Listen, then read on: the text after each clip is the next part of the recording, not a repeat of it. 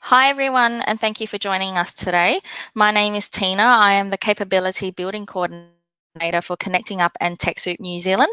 Connecting Up is a not for profit organisation. Our purpose is to help fellow not for profit leverage the digital world to positively impact their communities. The digital world is expanding beyond IT, software, hardware, and digital marketing to new innovative service delivery and measuring social impact. Connecting Up believes that not-for-profits with the right tools and skills can and do achieve great things for their communities. We have a long history of affordable software, hardware, educational events and group consulting. We partner with over 40 organisations to deliver high quality products and services specifically meeting the unique needs of the not-for-profit sector. I'd like to welcome you all to the webinar Digital Transformation, IT Strategy on a Plate Overview, which will be presented by Sandra Valance from Connecting Up. We'll start with a little bit of housekeeping.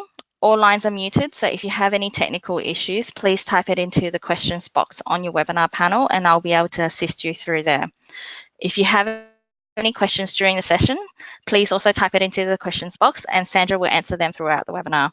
Please note that your comments and questions will not appear to the entire group. If you are on a Wi-Fi connection and have multiple programs open, this can sometimes affect the quality of the audio and video of the webinar. If possible, please close all other programs to help you have the best experience today. Please note that the webinar is being recorded and a link to the recording and the slides will be sent to you within 2 business days after the webinar ends. Before we start, I'd also like to remind you that there will be a short survey at the end of the webinar. We would appreciate it if you took a few minutes to provide us with some feedback. That's all from me for now. I'll pass it over to Sandra to get things started. Hi there, and thanks for coming along to the webinar, and we hope you get lots of valuable information from it. And also for those that might be listening later, I understand it's going to be recorded, so hope you also get some valuable information out of this. So what I might start with actually is a bit of a question in terms of have you actually had any experience developing an IT strategy before? I'm just going to launch that poll, and I'll just give you a minute or so to respond to that.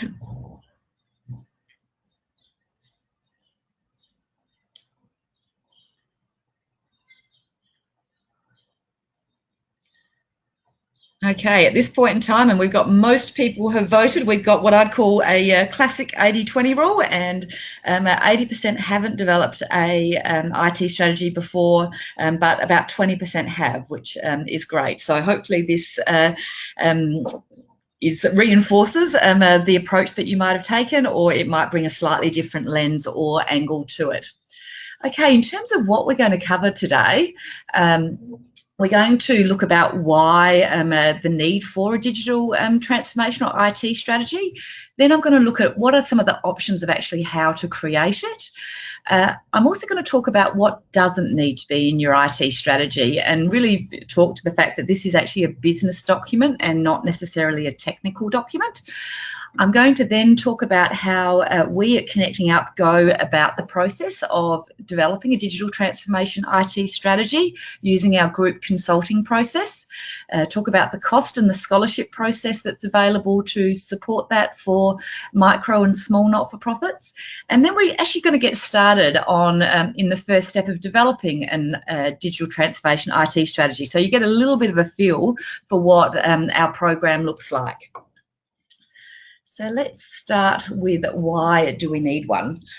I imagine that all of us who have actually been in sort of the looking after IT for our respective organisations, we get a lot of calls and emails from IT suppliers spruiking their wares. It can be confusing to know actually, does what they're offering me fit in? Am I missing out on something? Is it snake oil? Is it a distraction or useful? The purpose of a digital transformation IT strategy is to create more understanding, alignment and control over your IT decision making and help you navigate those conversations as they occur, and of course initiate the conversations that you want to actually initiate around IT. No one wants to waste any of their precious resources, being both people's time or money, and a digital IT strategy really increases the focus for where resources should be directed. So we know there's a lot going on in technology, and you need to know, okay, which are the bits that I really need to be paying attention to. We know also there's lots of demands for not-for-profit scarce resources, and it can be hard to prioritise. So that really is the purpose of a digital transformation and IT strategy. It's to really align what your IT projects are and investments are with your business strategy and requirements.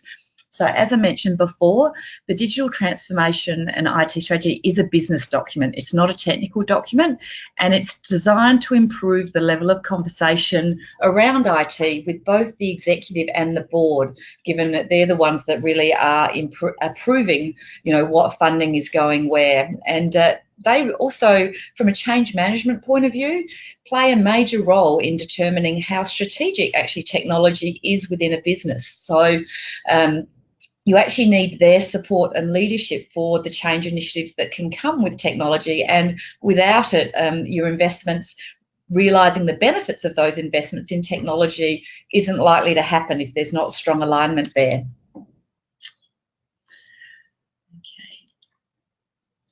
So when we look at what are the options on how to create a digital transformation or IT strategy, you do have a few options.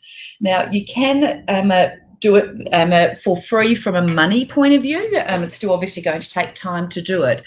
There are some online templates available, and within attachment 1 of this presentation, which is going to be emailed to you after the webinar, I've actually provided some links to some online templates that you can tap into to develop your own IT strategy.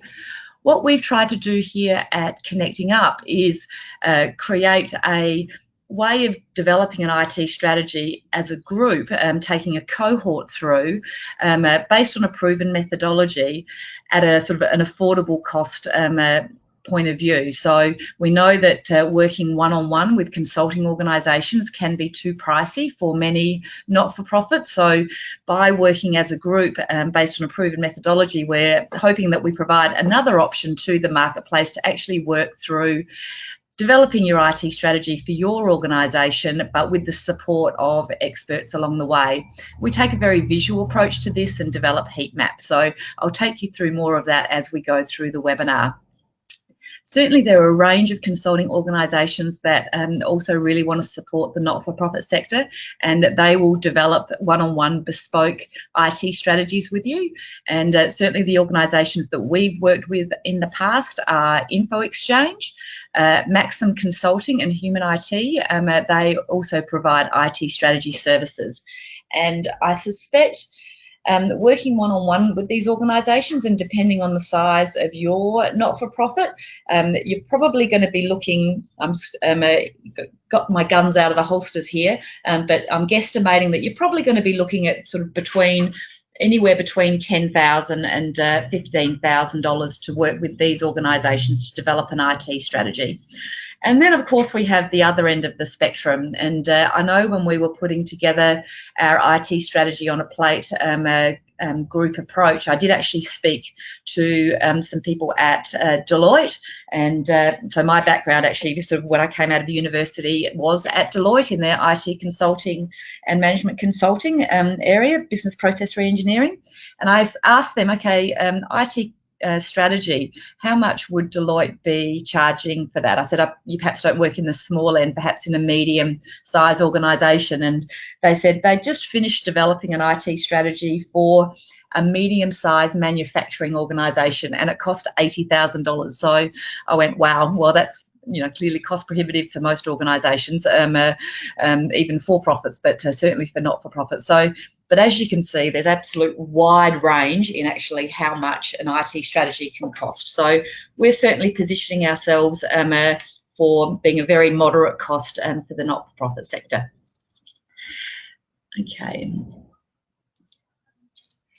So let's talk about what your IT strategy and digital transformation doesn't need to cover. So one of the things I did want to talk about was that it isn't meant to be overly technical, doesn't need to include your IT diagram or a list or an audit of all your IT assets. Now, these are really important things for those that are managing your IT, but they're not necessarily understood or necessary to be understood by your executive and board. We will talk about those things at a high level as we do our assessments, but those things don't need to be included. That's sort of really important to know. This is very much a business document. Now, the question that I'm going to ask now is have you got an IT strategy for your organisation now? I'm just going to launch that. So the poll should be coming to you now.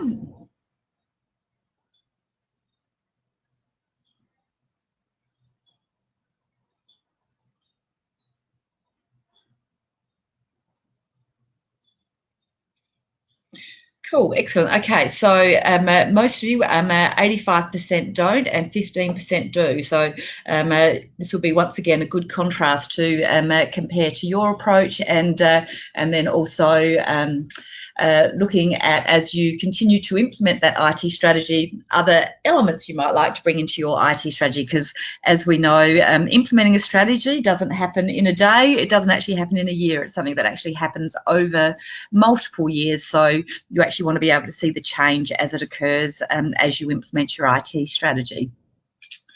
Now, I suspect actually, particularly for those that who have not been involved with developing an IT strategy, nor have an IT strategy for their organisations, in the not-for-profit, what we actually have is what I call lots of accidental IT people, and we've actually included an award for this in our next conference next year, because what we find in not-for-profits is that there's many program managers, it may be an admin person with really great aptitude or a service manager, but you do find many people who need to take responsibility for IT in their organisations without necessarily having a background in IT, and that's, you know, sort of thoroughly okay, and people do a great job at that.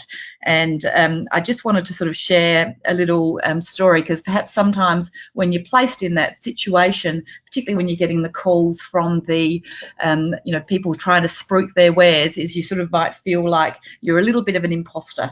You're looking after IT, but you haven't necessarily had the skills or training to do that. And I think what I wanted to say here was, that's okay, because you actually really understand your business requirements, and we all play the imposter in certain areas. And I'm going to pop in a link to a YouTube video for a TED Talk by a guy who is the CEO of Atlassian, which is a software company, but he talks about imposter syndrome. And actually what the most important thing is that, you know, we can research and we can actually go ask some really good questions to actually, you know, find out and learn actually how to best support our organisations in whatever way it is. So I've just shared that in the post. I know that Tina's going to include it in the when she shares out her email. But I think the example it talked about was how he became an accidental expert in energy. And often when we're in not-for-profits looking after IT, if we're an accidental person in IT, fortunately there's lots of great resources out there where we can learn. Okay, let's move on. So to how we go about the process. So in terms of developing an IT strategy, where we start is we want to understand the business strategy and the level of sophistication in IT that the business strategy requires, because that's what's going to drive our IT strategy.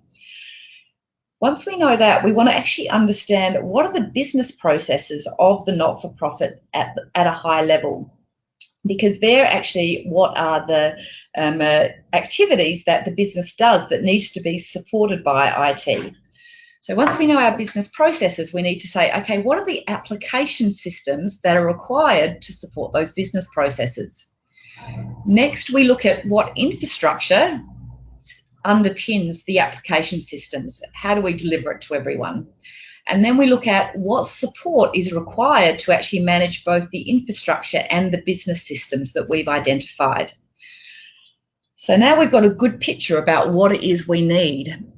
Next, we actually want to look at how well are we actually achieving that. And so what we do is we look at assessing and using a heat map to assess how good our systems are supporting the business processes, the infrastructure is, and the support of our current systems. And so with a heat map, we're going to identify what is working well, and they'll end up being green, versus what might be subject to a current project versus what might not be working so well, so what might be actually rated as a red.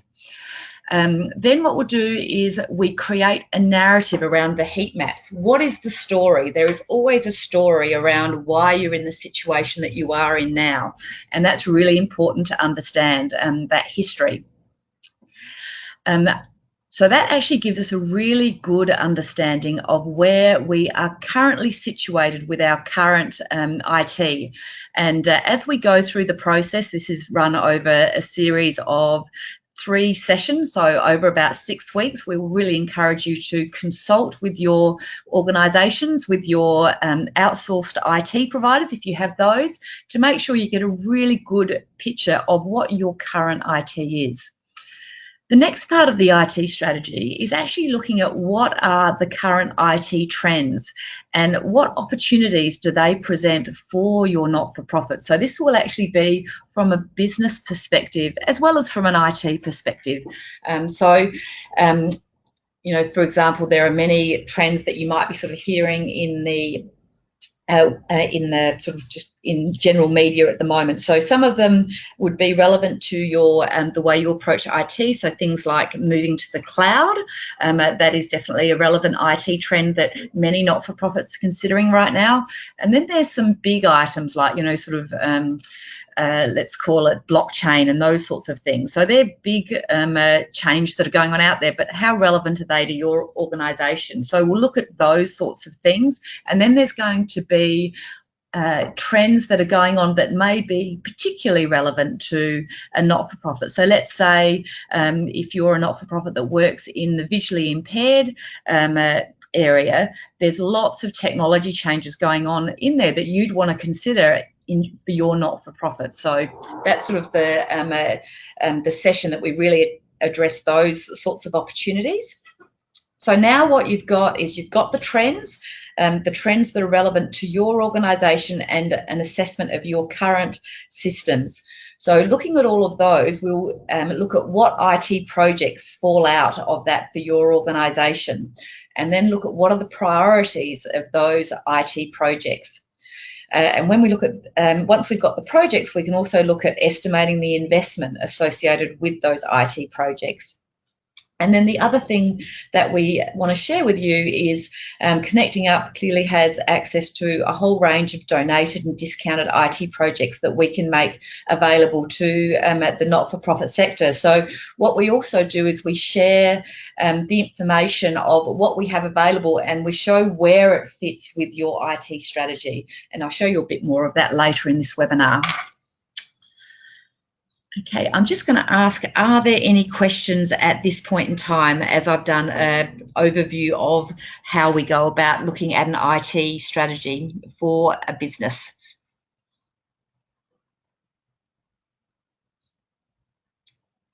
Okay, no questions at this point in time. Did that all make sense? Hopefully it did. Okay, so in terms of how our process runs, it is a 13-week process, and we run 6 sessions. So we have a session every 2 weeks. Part of the reason for dividing it up by fortnights is because there is homework to be done, and we do say that there is about 2 to 3 hours of homework per session. And if you register for the program, we'll actually provide you with a program outline, and we'll actually talk about exactly what the homework is and who you should be meeting with to actually consult with over the homework, so you can actually schedule those meetings way ahead of time. And what I would also suggest is, once you know you're doing the program, if you decide to do the program, is schedule in the time for the homework, because it's amazing how sort of life takes over. And I think it's probably one of the greatest challenge I see for people who are participating in the program is actually to do their homework.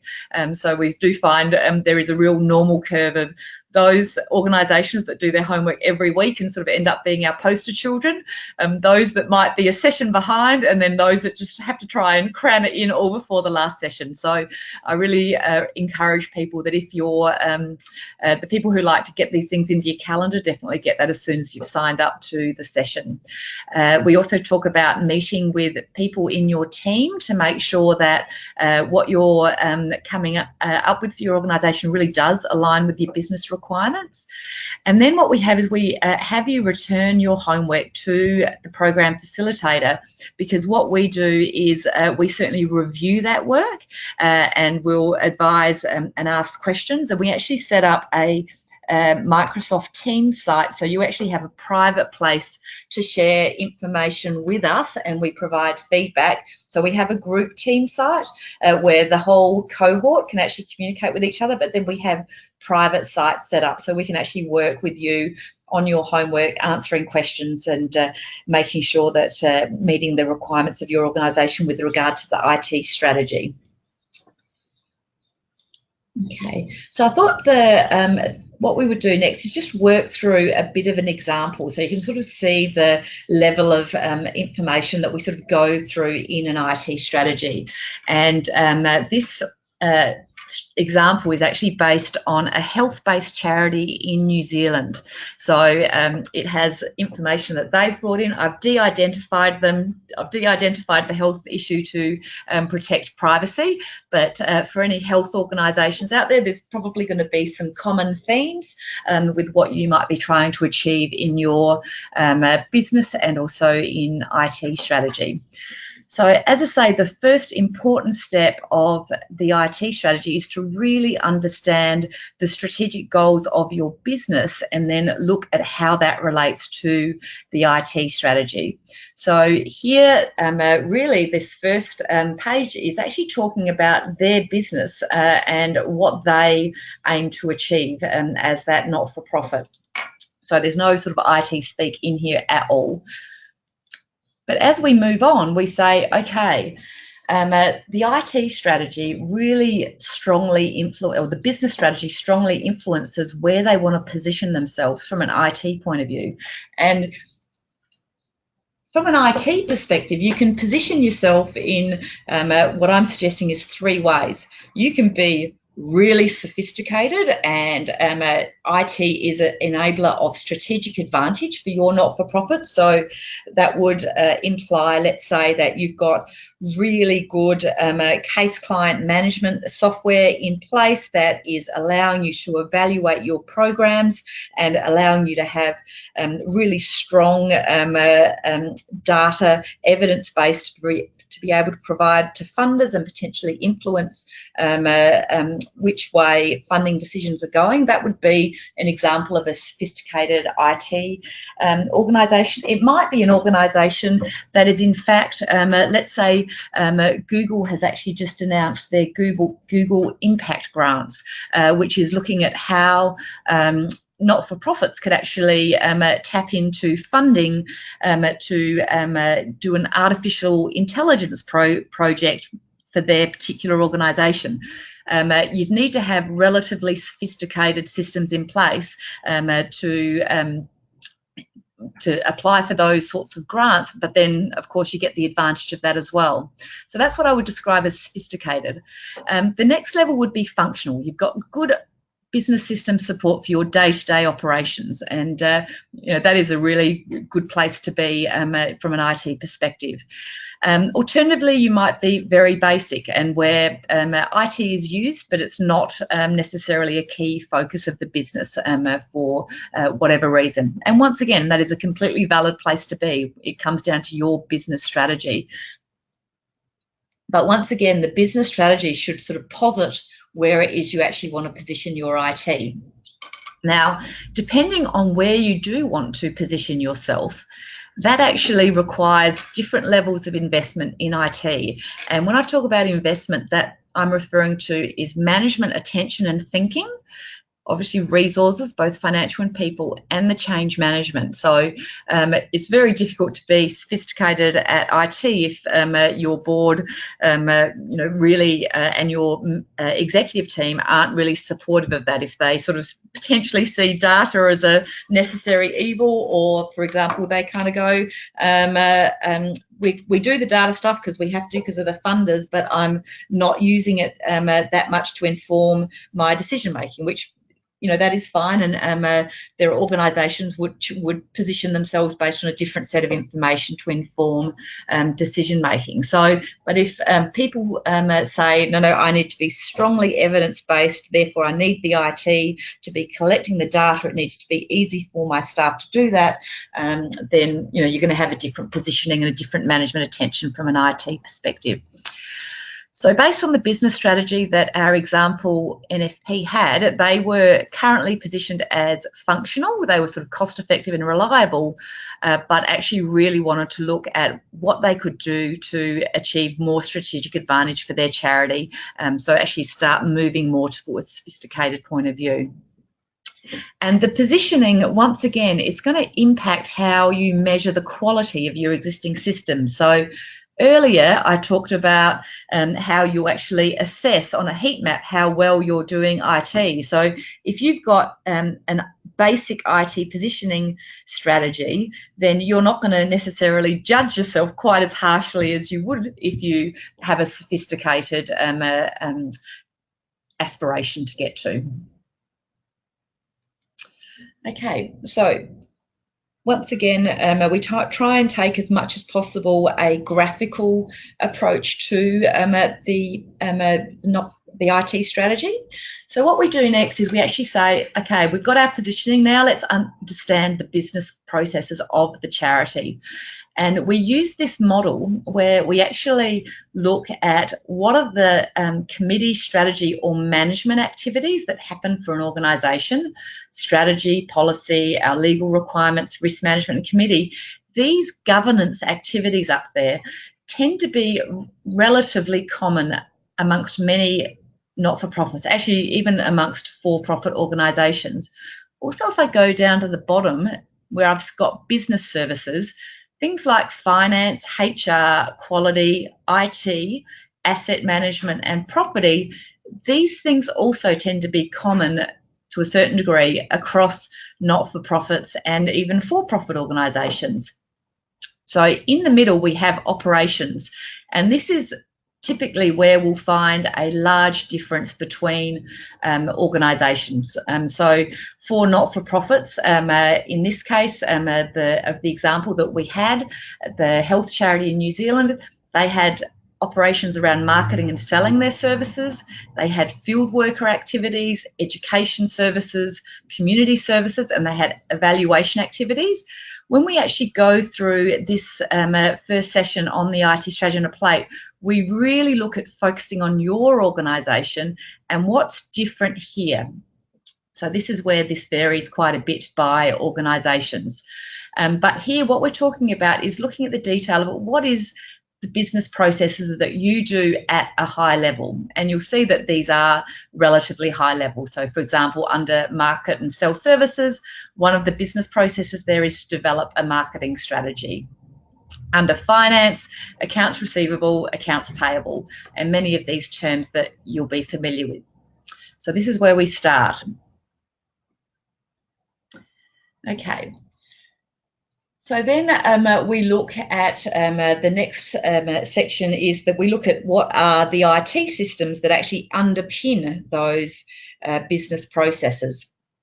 And once we know what it is that underpins, we can look at assessing it, how well we do that. And as I mentioned before, we actually try and provide a heat map. So you'll see here that I know the writing's a little bit small, but you'll be able to see it when you receive the recording. Green is good IS support. It's standardised across offices, provides efficiency and advantage to the not-for-profit. Blue is where there's a current project underway. Yellow is where IS support exists. It's a bit dated. It might meet the basic requirement, but it doesn't provide advantage to the not-for-profit. Orange might be where there's Microsoft support only, it's not standardized, or standardization is achieved through manual methods, but there's limited strategic impact on the not-for-profit. So once again, that might be okay. And red is where we've got obsolete technology or word processing, spreadsheet support only, vendor support's limited, it's creating strategic issues, and it is having a high strategic impact on your operation. So red is obviously areas where you're going to want to be able to focus on down the track when you're prioritising. So this is an example of what a heat map looks like.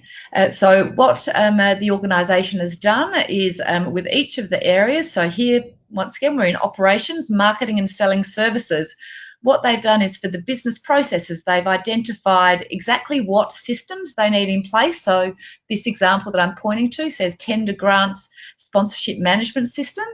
And then they've said that they've just got Microsoft Excel 2010 support for that. So that's been marked as a red. So that's a priority area for them. Their CRM is an old database that they developed in Microsoft Access, so no support for that, and that's having a strategic impact on their business. And you'll see that this CRM places across delivering services, delivering education and training, community services, and also impacts their ability to evaluate and report on service improvements. So that's a common system used across many of their business processes that's really affecting their business. Fortunately, they've also got green shoots of green, which is always nice to see in a range of areas. So this really sort of helps in the prioritisation of where they need to focus going forward. And so we do this for all of the areas. So we do it for applications, we do it for infrastructure, and we also do it for support. Okay. Then I mentioned we looked at what are the IT trends that the not-for-profit needs to consider. And we have a whole range of trends that we actually look at generically. I think there's must be getting close to about 15 different IT trends that we look at. And then we also, as part of this, we actually ask the not-for-profit to go, okay, which trends might be unique to your business that we should also look at that may not generally apply to other organisations. So we really sort of try and make sure we cover everything for each of the not-for-profits. So here, these are the sort of the general trends that we looked at. So the increasing level of cloud computing, individualised funding, which is certainly a major issue in Australia at present with the NDIS. Having a good digital experience, the expectations of our constituents now to expect a good user experience, both on website and on apps, web apps, and actually apps on your phones, etc. Looking at peer-to-peer fundraising and crowdfunding, the increased use of online counselling, chat and chatbots, evidence-based impact reporting, business intelligence, APIs, which stand for application programming interfaces, data privacy, etc. And then, of course, there's some trends that we will also talk about that, in this case, for this example, weren't as relevant to that not-for-profit. So let's say blockchain and also the cyber security. So we'll look at the trends, and then we look at, okay, what are the projects that have been identified? And so we'll name those, we'll describe them, we'll talk about the priorities, what the estimated cost is, and how those projects will be resourced. And as I mentioned earlier, not everything can be done in, straight away. We often need to look at what change is going to happen over time. So we'll look at splitting up the different projects over years and prioritising over different time periods.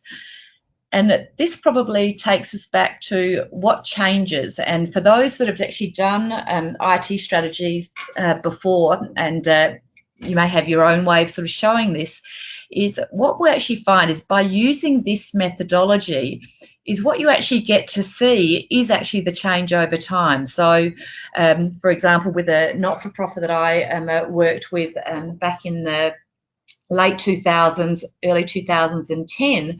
Because I was with that organisation for 10 years. When I first came in, we did an IT strategy based on this model, and so we had a sea of red, but over the years, and we kept updating it every year, you could actually see that sea of red turn into a sea of green, which was wonderful to see. It really showed the change, and it was great for the board to see as well. So that's a really nice way to see change. Now I can see there's a couple of questions on the question line, so I'm just going to go look at my screen and see if I can answer these questions.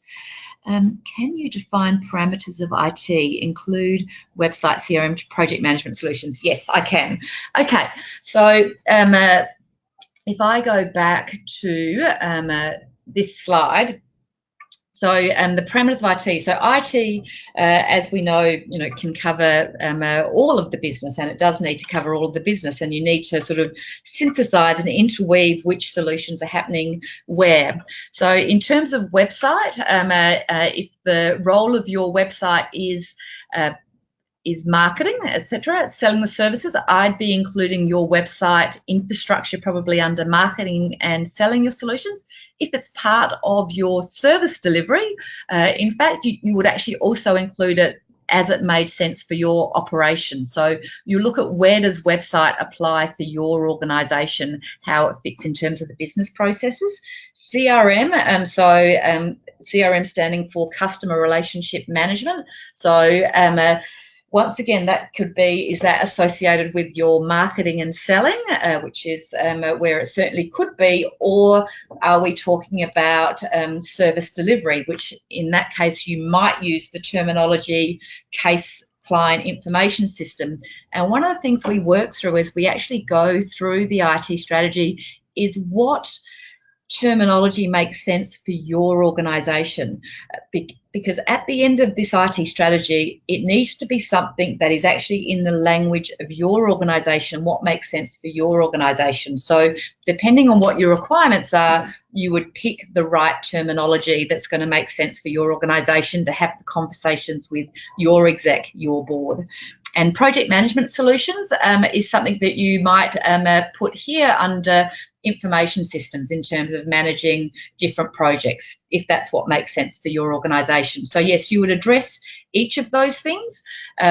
Things like, let's say, productivity software, so whether it's a Microsoft Office 365 or Office or Google Suite, etc., we tend to address those in infrastructure, where we have a whole range of pages that relate to infrastructure, so you get to rate those things as well.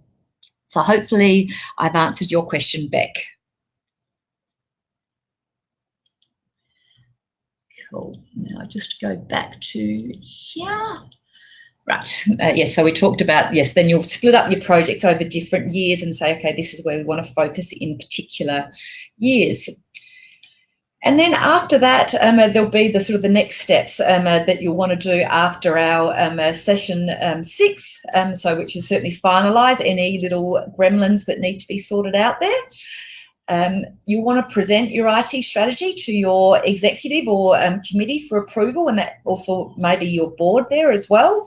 And then, of course, you start progressing with the IT projects as outlined in your timeline.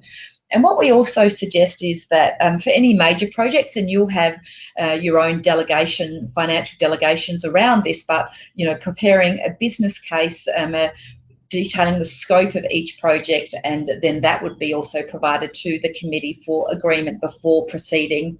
And I suppose the important point there is it probably goes to, okay, the IT strategy is a high-level document that sort of drives the strategy in the direction, but you do need to obviously get into the detail, and we sort of say the appropriate time to do that is with the project. So clearly starting with a business case with the scope, objectives, and the detailed costing, etc. And then obviously, having the work through of then working through all the detail that needs to be worked through. But that can be as part of the project as opposed to being in the IT strategy. Now I see another question, so I'm just going to go back to this question. Do you recommend we begin to execute the strategy as we move through the course, or wait until the course is completed? Okay, so it's going to be, when you say execute the strategy, it's really not till we've got to the end of the course that we actually get to the point of having the prioritised list. So if that's what you're referring to, I'd say that is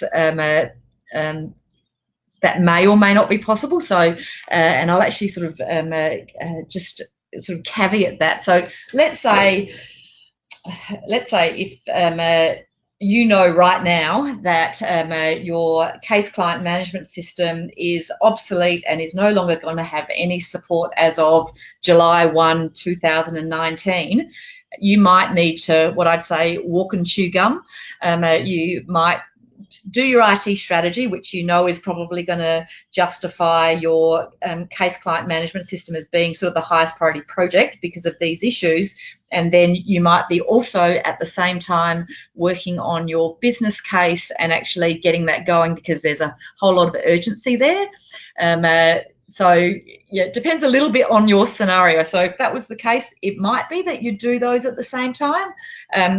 Or it may be that, you know, given time, etc., you're going to get your strategy right over the first 13 weeks, and then you're going to get approval and then kick off on your project. So it's going to depend on your scenario. And certainly what we would do in the IT strategy on the plate program is we would talk about that, and we'd talk specifically about your scenario and talk about what your options are and perhaps the best way to approach that.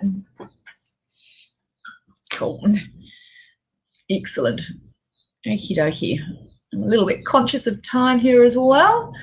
Okay, oh, and then the other thing that we do, which I mentioned before, is that we also, because we have this structure and this way of talking about IT systems, what we've done is we've also brought what products and services that we have discounted and donated to the not-for-profit sector. We've basically built that into the model that we've created. So you can really see easily, if I'm going off to do a tender grants and sponsorship management system, here's my options of things that I can look at in terms of supporting that particular requirement.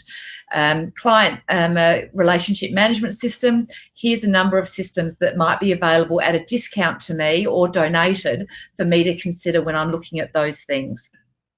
So there, just to sort of see what's available, but there's going to be lots of other systems to have a look at as well. They may not have a discount with them, but once again, when you're doing your decision making on these things, when you look at licensing, that's one part of the cost.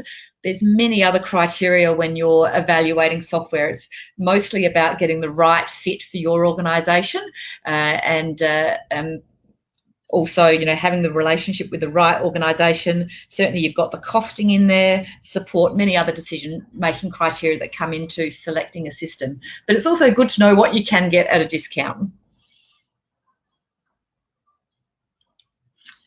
Cool. And actually, for the person who was asking about where things fit before, I think it was Beck. So this is an example of some of the model that we use around IT infrastructure. So we look at all the components of the IT infrastructure, and once again, you would look at what you've got in your organisation, and once again, we'd heat map these things. So, but this is an example of how we actually look at that. Okay, so the next area I just wanted to talk about was actually sort of the cost of our process to develop an IT strategy. So the base cost of participating in our group consulting program is $2,000, and at the end of the program you will have a tailored digital transformation IT strategy specifically for your not-for-profit. There is definitely a dependency on you doing your homework, and as I say, we do see a normal curve of what I call our poster children who do it, and some people who perhaps struggle a little bit. with the next cohort, just seeing that we actually are going to provide different options of if you'd like more help from us to actually sort of help with the project, and also to help what I call beautify your IT strategy at the end of it as well. So there will be those options. You don't need to take them up. If you can do all the homework, that's fantastic, so you can keep the cost to an absolute minimum. We also do offer half and full scholarships to micro and small not-for-profits.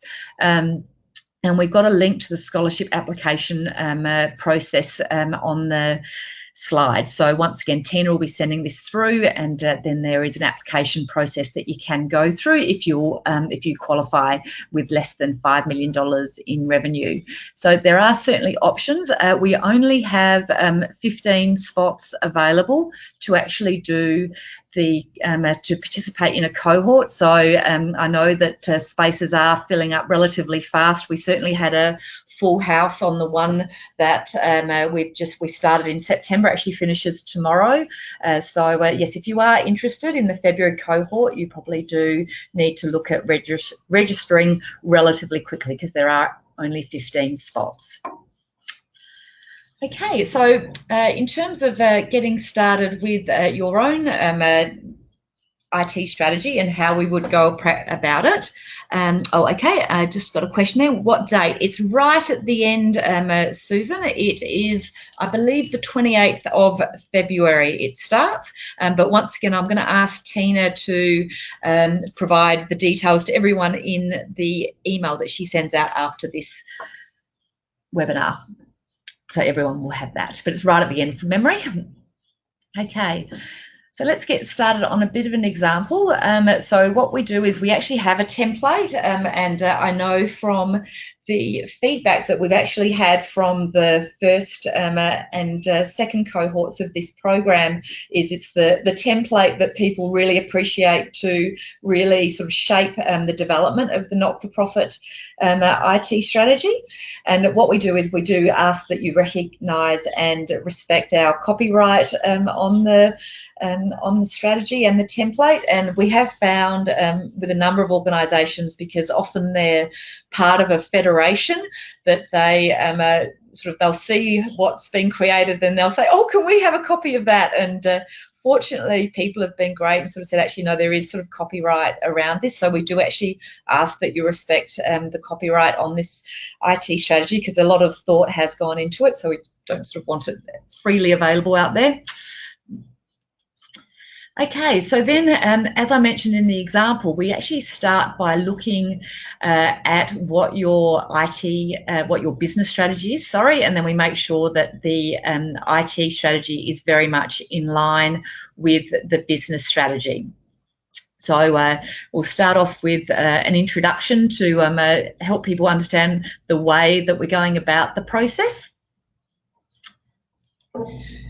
So as I mentioned before, it is a template, and we do encourage you to change the language. So we'll actually sort of say, okay, as part of your homework, need to include what your business strategy is. And then that helps us, obviously, as facilitators of the program, to actually get an understanding of where it is you want to go. Then we'll work with you to say, okay, what is your IT positioning based on your business strategy, as I talked about before. And then we'll say, okay, how does that fit with your level of investment in IT? And do people understand, particularly if you want to go for sophisticated, what that means from a management, attention and thinking point of view? So we'll sort of challenge and work with you on that. So then where you're going to position yourself, and then of course we'll use that to inform how we assess the quality of your current systems. So when we look at the business processes, as I mentioned before, we want to look at what application systems are required to support those business processes, then what infrastructure underpins those business application systems, and then what support do we need to actually make sure that that all happens in a secure environment, well supported, well trained end users, good policies and procedures around IT, etc. And then we look at, and then really what you've got then is a baseline of what you need from an IT point of view. And we can now assess how good that is. So as I mentioned before, this is really the template that we've got here that we actually use as a starting position for what business processes underpin a not-for-profit. So as I mentioned before, the business strategy and management and the business services tend to be relatively common across not-for-profits. And it's really here in this operations area that we look at the unique things that your not-for-profit does, and then that's actually where we want to look at what business processes we need to have here, and then what are the what's the detail that we need to have here as the activities that you do. Okay. And then I've got so that's that's where we start with the IT strategy, focusing on your business processes. And then finally, I got down to attachment 1, which is where I mentioned that we actually had some free IT strategy templates and plans, etc. So if you want to go do this on your own, if you feel that you don't have you can't afford to do the group program, or you may actually want to go do a program actually with one of those medium-sized organisations who can do a bespoke IT strategy for you. Those 2 options are certainly available for you. So I've talked about our program, but yes, there's definitely those other options available. But if you do want to look at the free options, then there's a couple of templates there that could guide you on how to develop your own IT strategy. So I think actually that's where I had arrived at. Are there any other questions you'd like to ask before I hand back to young Tina?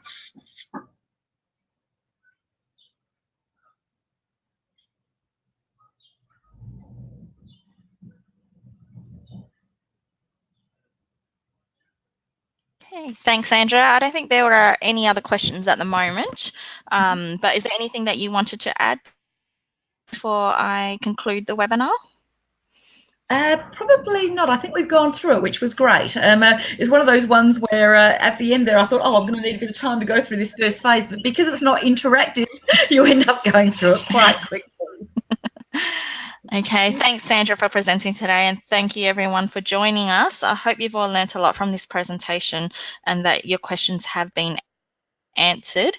If you do have any questions that come to mind later or any feedback about the webinar, please send that through to events@connectingup.org and we can answer those questions offline. Don't forget that the recording will be available within 2 business days and a link will be sent to you, so keep an eye out on your inbox. I do see a question that's come through from Carissa Sandra, so if you wanted to address that before I finish off, that would be fantastic. Okay. Okay, so the first question is do you explore other IT options, not just the ones Connecting Up has discounts for? So let's say in the case of a case client management software, which of course there are many options beyond that. We talk at the level in the IT strategy about, do you need to be looking at those things? So is it a prioritised project for you? We don't go into the detail of saying what are all the other options out there. What I have found that I do with organisations, though, is I do actually have a very good list for both New Zealand and Australia for different types of systems. So particularly those that are highly relevant to the not-for-profit sector. So case client management being a case in point there. So if that is a priority project for you and you're looking to, that's going to be one of the first projects actually after you do your IT strategy, I am more than happy to share the list that I've got with you and any reports that I've got available, and we can do it that way. Because once again, it sort of goes to what's relevant to the whole cohort. So not everyone may be interested in that, but I can definitely share information there. Okay, the next one was, should we have a business strategy completed before starting the IT strategy? Really good point.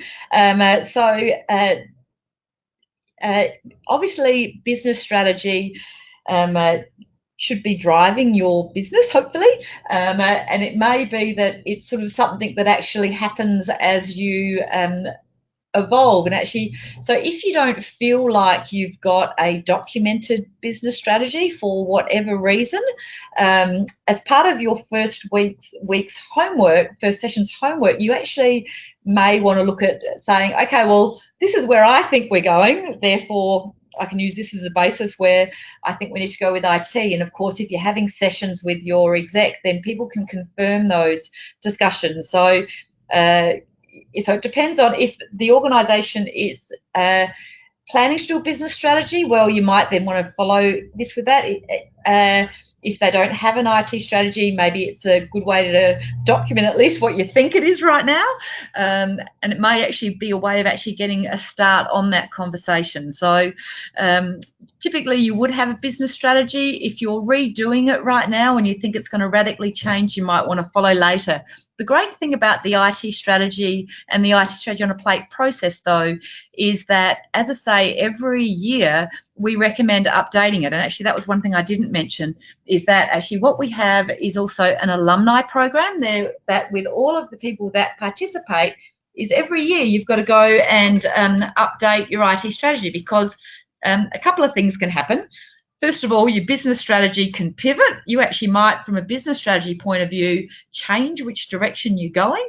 So therefore, you actually want to realign your business, your IT strategy with that pivot. And also, the IT trends will have changed, so you also want to know what the new ones are, but actually ones that might not have been as relevant last year are now way more relevant the next year and actually do need to be prioritised. So think about that in the context of business strategy. So you could do an IT strategy right now with what you understand. And okay, if you know that there's more business strategy work happening, let's say, mid next year, you know that your board and exec management have got, let's say, a 2-day program scheduled to happen, let's say April or May next year. If that changes, well, then once again, next year you can actually do that pivot. So hopefully I've answered that question. Okay, are there any courses after February? Yes, so we are planning to run this 3 times a year. So we'll probably have the next cohort starting in May, I would suggest, and then we'll have a September cohort. So that was for Sally. Okay, and Carissa's just made a comment there, I think, as opposed to a question. Unless you'd like to shape that into a question, Carissa.